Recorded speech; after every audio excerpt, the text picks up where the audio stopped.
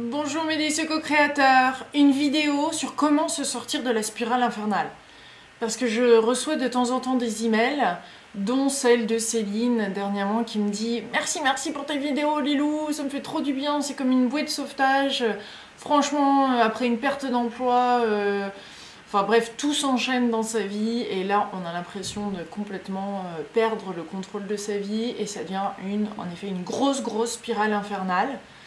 Et moi aussi, je l'ai connue, cette spirale, quand je me suis retrouvée sans argent il y a 3 ans à Londres et après que j'ai dû retourner chez mes parents. Vraiment, j'avais l'impression de piétiner dans la boue et de faire du surplace. Tous les jours, j'allais marcher dans la nature et je demandais à la nature, aux arbres, à la vie, mais s'il vous plaît, aidez-moi, est-ce qu'il y a quelqu'un ? Pourquoi suis-je seule? Pourquoi ça m'arrive à moi? Après avoir mis tant d'efforts, tant de vidéos sur internet, je fais du bien, pourquoi ça m'arrive? Et en fait, je me rends compte maintenant avec du recul, et d'ailleurs je l'ai décrit dans le deuxième livre, que c'était vraiment parce que j'étais encore dans un mode de victime, et en fait, mon cœur s'était pas vraiment réouvert, c'est-à-dire que je me redonnais pas l'amour, je cherchais encore les réponses à l'extérieur. J'attendais encore une réponse de quelqu'un, d'une vidéo, d'un séminaire, de quelque chose, mais j'avais pas vraiment inversé la tendance, c'est-à-dire j'avais pas vraiment repris pas le contrôle sur ma vie parce que c'est plus le cas après, mais c'est pour faire un changement de paradigme en fait, il faut vraiment avoir une vie juteuse, délicieuse qui nous plaise, il faut un moment se dire bon, voici les cartes, comme dit d'ailleurs Bernard Werber dans l'interview que j'ai faite avec lui au Canada, il dit à un moment, on se rend compte que voilà, c'est les cartes qu'on a, c'est les cartes qu'on a reçues, ou c'est les cartes qu'on a en ce moment, et il faut faire avec en fait. Et c'est pas qu'il y a des bonnes donnes, mauvaises donnes, etc. C'est exactement les cartes qu'on a besoin pour notre évolution. Donc des fois on se dit ouais, moi j'ai pas de chance, et ça c'est pour les autres, et ce que tu nous dis là, ça marchait pour toi, mais ça marche pas pour nous. En fait, plus je fais d'interviews, franchement, et là encore hier, j'ai interviewé Robert Holden, qui est un des grands spécialistes en Angleterre, et d'ailleurs dans le monde, sur le bonheur, qui disait qu'il fallait, et d'ailleurs son dernier livre est sur l'amour, qu'il fallait vraiment se redonner cet amour, et que le but ultime de la vie, c'est d'aimer, c'est de s'aimer, et c'est vraiment d'être dans cet amour, dans ce cœur, dans cette ouverture de cœur au quotidien, et que ça peut pas vraiment avoir lieu tant qu'on est dans une victimisation, dans un négatif. Et en fait, c'est pas à pas. À chaque fois, il faut se redonner cet amour, il faut s'autoriser à vivre ces contrastes, je veux dire, sans vouloir d'être comme ça, mais simplement en arrêtant en fait d'être attaché à tout ça, surtout en réinjectant, en continuant à injecter du négatif. Parce qu'en fait, tant qu'on va pas s'aimer, tant qu'on va pas être ok avec la situation, tant qu'on comprend que c'est peut-être ces cartes-là qu'on a, mais c'est absolument parfait pour nous, dans notre cas, dans notre propre évolution, on va toujours batailler et on n'avance pas et on attend encore et c'est un cercle. Et c'est vrai qu'il y a des fois, des moments dans la vie où c'est dur, où il y a de la souffrance. Et ça fait partie de ce qu'on doit traverser pour finalement se réouvrir à la vie, se réouvrir à l'amour, se réouvrir aux possibilités. Et ensuite pouvoir danser avec la vie, pouvoir voir que c'est finalement pas une catastrophe et qu'on va pas en mourir. Et même si on en meurt, bah voilà, je veux dire, tout ça c'est des illusions, c'est des peurs qu'on a de ça y est, la vie va s'éteindre maintenant, je vais pas pouvoir arriver à faire face à ces choses, alors qu'en fait on a tout à fait la force, tout à fait l'énergie, tout à fait la bonté, le courage, la possibilité de pardonner, d'avancer. L'être humain est absolument fantastique. Et on oublie ça. Et moi, quand on me demande, on me pose des questions, bah, je dis j'espère que à travers les interviews que je vais faire, ça va vous aider. Mon but, c'est pas de faire des one-on-one et de répondre à toutes ces questions individuellement par email. C'est pour ça que là, j'ai décidé de faire cette vidéo, parce que cette question-là revient assez souvent. Et j'ai pas la réponse. On a chacun la réponse en nous. Et c'est ça en fait qu'il faut arrêter, il faut vraiment commencer à cultiver son intuition, à la voir, à la ressentir, à sortir de ses zones de confort, à comprendre que c'est là où la magie se passe et qu'il y a des choses qu'on est censé vivre tout simplement pour nous faire comprendre certaines choses. Et qu'il n'y a rien de nul ou de monstrueux qu'on va découvrir sur nous. Mais en fait, c'est plutôt, mais qu'est-ce que... C'est plutôt notre beauté, en fait. C'est plutôt notre intérieur, notre magnifique lumière, j'ai envie de dire, qu'on a peur de dévoiler, qu'on a peur de montrer, qu'on a peur soi-même de voir. Et c'est dingue qu'il y ait autant de mécanismes de protection autour de cette beauté. Je veux dire, pourquoi l'ego, il bataille autant alors que d'accepter que la situation est difficile, d'accepter ce qu'il y a, de dire bon bah très bien, bah, c'est comme ça, et d'avancer et de continuer à se donner cet amour, d'avancer pas à pas et de vraiment faire des choix dans l'amour et non pas des choix dans la peur, c'est là où les choses commencent, la vapeur, on va dire, commence à s'inverser. Et que là, on va pouvoir trouver un chemin qui nous correspond vraiment. Parce qu'en fait, si on en est arrivé là, dans cette souffrance, c'est bien qu'on a pris des choix et des décisions, etc., au fur et à mesure, qui nous correspondaient de moins en moins. On l'a fait par obligation, on l'a fait parce qu'un tel nous a dit, on l'a fait parce qu'on avait besoin d'argent, on l'a fait parce que... Voilà, mais on a ces peurs, et bien souvent, on prend ces actions, ces choix sous la peur. Après, tout est parfait, il faut pas revenir en arrière et se dire putain, j'étais trop conne, j'ai fait confiance à cette personne-là, ou j'ai fait ci, et puis voilà où j'en suis, et puis de toute façon, personne veut de moi, ou bah voilà, les autres y arrivent sauf moi. Mais en fait, on est tous dans ces cas-là. S'il y a un truc en commun avec tous les êtres humains sur cette terre, c'est qu'il y a vraiment ce mal-être. C'est qu'il y a vraiment ce mal-être qui est tous en nous, on a tous ce mal-être. Même les personnes qui ont l'air confiantes ont ce mal-être. Donc après, c'est pour ça qu'il faut un peu de compassion les uns vis-à-vis des autres, en effet, comme dirait Lucie. C'est vrai que des fois, il y a des personnes, moi j'ai envie de leur rentrer dedans pour leur dire « Wake up !» mais réveillez-vous.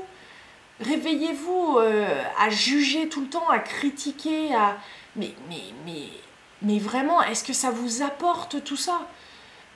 Et des fois, on sent le mal-être au possible, et je sais que ça vient du mal-être, mais bon, il faut quand même avoir de... Il faut pas penser qu'on est le centre du monde. Et en même temps, on a vraiment un côté en nous qui est absolument magnifique, magique et tout ça. Mais il faut pas tomber dans l'égocentrisme ou dans le je veux de l'attention à tout prix et personne veut de moi, et s'il te plaît, aide-moi et réponds à mes questions. Je reçois souvent ça et puis en plus, c'est genre de l'autre côté, on tape du pied si je réponds pas en 2 jours. Mais un peu de compassion, d'indulgence et surtout de compréhension que vous n'êtes pas la seule personne sur la planète. Et peut-être que rien que cette notion-là, même de se rendre compte de ça, qu'en fait on est un tout, qu'on fait partie d'un grand tout et qu'on est de nombreuses personnes sur cette planète, et qu'il y a de nombreuses personnes qui souffrent, et il y a de nombreuses personnes aussi qui décident de vivre leur bonheur. Et il ne faut pas condamner non plus ces personnes-là, il ne faut pas condamner les gens qui eux, vivent leurs rêves, parce qu'ils s'en sont donnés sur tous les moyens. Et bon, là, il y a plein de notions, et je commence à partir un peu dans tous les sens. Bon. En tous les cas, c'est sûr que moi, ce qui fonctionne bien, et je le répète souvent, c'est de faire le défi des 100 jours. Je recommence un autre défi le 1er janvier, ça dure 100 jours, à chaque fois c'est une nouvelle saison, j'en ai fait pendant 26 saisons, et je peux vous dire que rien que de créer un contexte comme ça, et même si je vais peut-être m'en occuper ou vraiment faire une vidéo ou un bilan peut-être 2-3 fois pendant les 100 jours, quand même un peu plus, mais même si c'est que ça, ou même si c'est que au départ annoncer ce que j'ai envie d'attirer, de vivre, ou tout simplement de créer un certain contexte au début du défi des 100 jours et à la fin, le 100e, de faire le bilan, c'est déjà tout gagné. Il n'y a pas de règles, il n'y a pas trop de règles. Disons que le principal, c'est de s'engager, c'est de se dire « allez, j'y vais, je le fais ». Et là, c'est assez magique. J'ai hâte vraiment de démarrer mon prochain. Limite, je me freine pour pas en démarrer un tout de suite après, parce que le mien s'est terminé le 8 décembre, donc ça fait presque un mois entre les deux. Et j'ai vraiment envie de partager tous ces moments. J'ai envie surtout que ma vie prenne forme. Et je me rends compte qu'à chaque fois que j'émets des intentions, que je crée des contextes, bah, y a des choses qui se passent qui sont hallucinantes. Et ça me motive et ça fait que bah, j'ai ce dialogue avec la vie et que je co-crée en disant bah allez, un petit coup de pouce, où j'ai besoin d'aide. Et on n'est pas seul, on n'est pas seul. Et j'insiste bien d'ailleurs là-dessus dans mon prochain livre, parce qu'on n'est pas seul.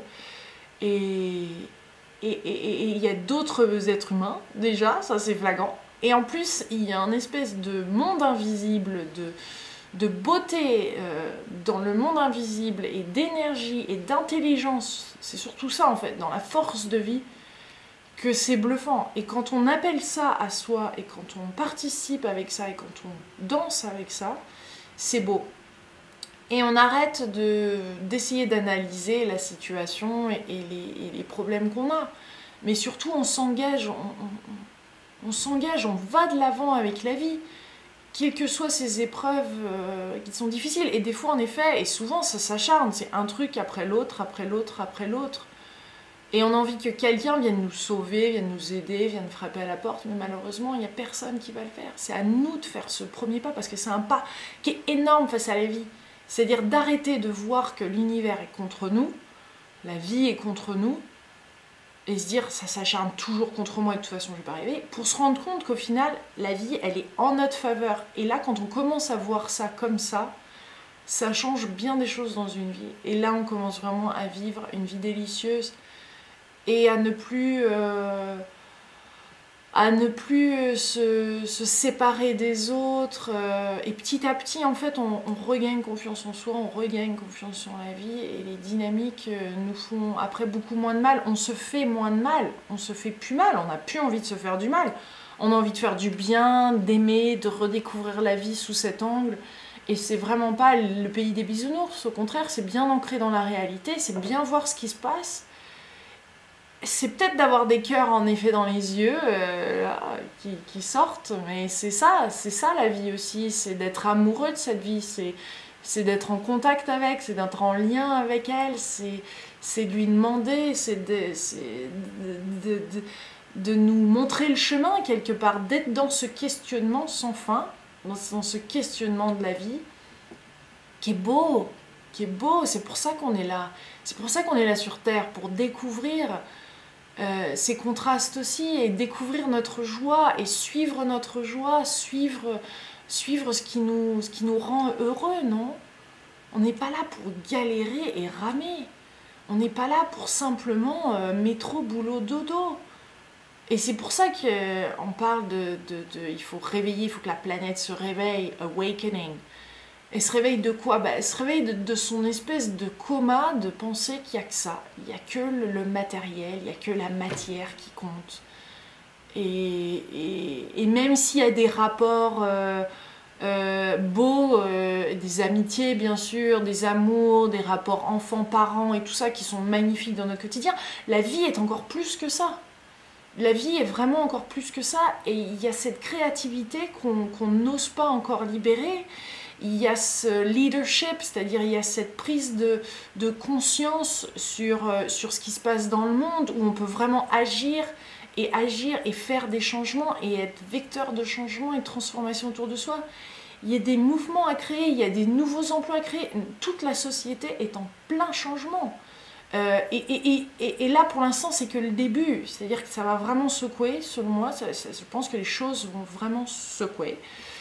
Ça va vraiment se bousculer, et on va avoir vraiment besoin de créer des nouvelles choses. Et là, ça secoue plus ou moins à l'intérieur de nous déjà. Et plus on tarde à faire ce pas vers le cœur, vers l'amour, et de choisir l'amour plutôt que la peur, plutôt que d'agir selon la peur, mais qu'on choisit vraiment de suivre notre intuition, de suivre ce qui est bon et tout ça, et d'attendre que le moment soit bon pour pouvoir faire ces décisions, tant qu'on ne va pas faire ça, on va souffrir, et notre société tournera en rond. Et après, c'est un choix personnel. On n'a pas à imposer ça à personne. Moi, je ne l'impose pas dans les personnes qui sont autour de moi au quotidien. Et la conversation, c'est leur choix de vivre dans leur souffrance. Et peut-être qu'un jour, s'apercevront-ils qu'il y a d'autres outils, qu'il y a d'autres façons de penser dans la vie, qu'il n'y en a pas qu'une seule. Et que la leur, elles peuvent la lâcher pour essayer de découvrir quelque chose de plus ouvert, de plus spontané, qui leur correspond et de vivre leur vie. Il n'y a pas de manipulation dans tout ça, il n'y a pas d'attachement, il n'y a pas de je te bourre le cerveau ou je te dis de faire ça et pas ça.